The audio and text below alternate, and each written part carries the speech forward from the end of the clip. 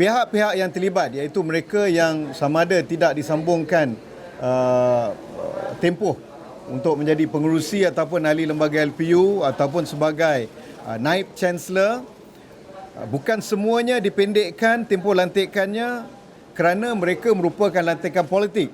Sebab semalam saya rasa adanya sedikit pukul rata bila mengatakan yang tidak disambung tempoh ataupun dipendekkan tempoh sebagai lantikan politik. Tidak semuanya. Ada di antara mereka lantikan politik dan ada di antara mereka yang diberhentikan untuk dipromosikan ke jawatan yang lebih penting, dan ada juga antara mereka yang dipindahkan ke universiti yang lain demi untuk membantu agenda reform yang kita bawa. Dan pertukaran pemendekan tempoh ini akan berlaku di masa-masa kehadapan juga, yang merupakan sebahagian daripada komitmen Kementerian Pendidikan untuk melakukan reform ataupun islah di Pusat Pengajian Tinggi. Kerajaan Pakatan Harapan memerlukan muka-muka baru dan semangat baru untuk bersama membawa agenda islah di institusi pengajian tinggi dan juga untuk memacu perubahan. Kita memerlukan clean slate ataupun fresh faces.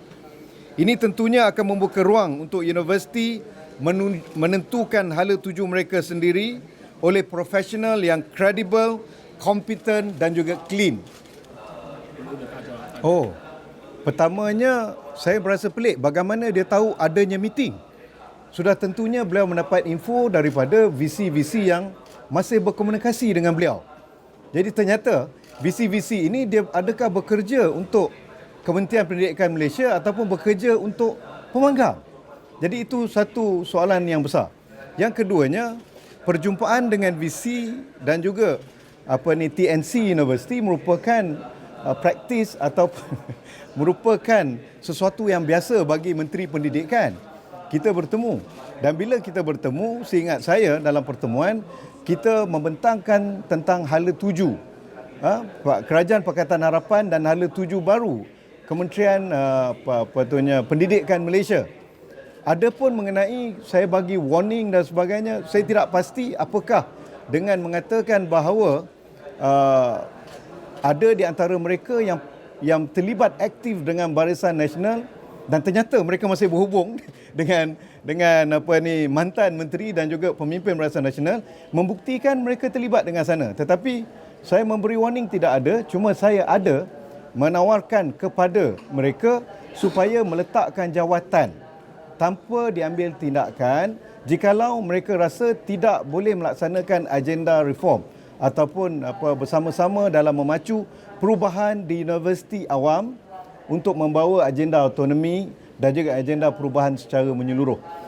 Jadi kalau ada di antara mereka yang melaporkan kepada Idris Yusof, itu terbukti benarlah mereka masih bekerjasama. Tapi saya yakin bilangan mereka ini tidak ramai. Ataupun mungkin ramai, tetapi kita mempunyai laporan yang lengkap. Dan ramai lagi di antara VC yang bersikap begitu profesional, dan malah ramai di antara mereka yang memang disambungkan dan berterusan, dan mereka tidak berpolitik. Cuma laporan berkaitan dengan sesetengah yang begitu aktif pada pilihan raya yang lepas dengan berkempen untuk BN dan juga terlibat dalam usaha menyingkirkan ataupun mengenakan tindakan terhadap kaki tangan universiti yang tidak sehaluan dengan mereka, itu memang banyaklah laporan. Jadi untuk mereka tersebut, kita dapati mereka tidak dapat untuk mendukung agenda reform ataupun islah di universiti awam.